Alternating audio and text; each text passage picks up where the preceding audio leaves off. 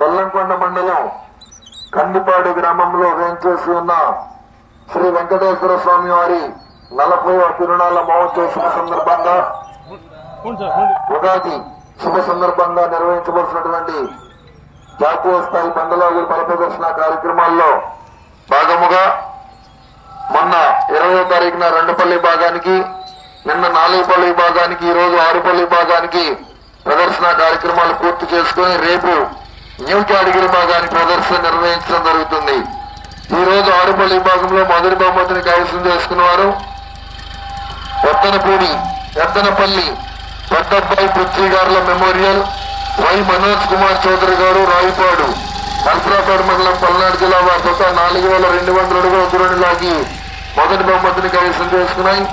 రెండో బహుమతిని దేవరపల్లి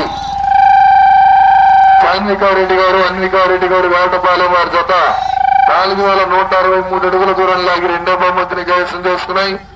మూడో బహుమతిని గొడ్డపాటి రవికుమార్ చిలుకూరు నాగేశ్వరరావు గారు చేపంగులూరు ప్రకాశం జిల్లా వారి 4000 అడుగుల దూరాన్ని లాగి మూడో బహుమతిని కైవసం చేసుకున్నారు. నాలుగో బహుమతిని బొమ్మిన పద్మావతి నాయుడు గారు, సోమని నాయుడు గారు కారంపూడి వారి 3852 అడుగుల 11 అంగుళం దూరాన్ని లాగి నాలుగో బహుమతిని కైవసం చేసుకున్నాయి.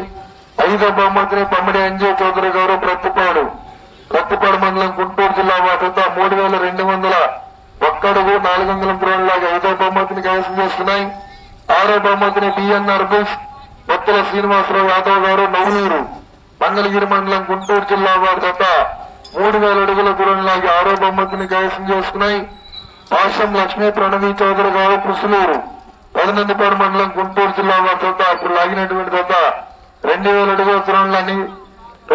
అడుగుల దూరాన్ని లాగి సమయం ఉండగా వివరించుకొని 7వ బహుమతిని కైవసం చేసుకున్నాయి.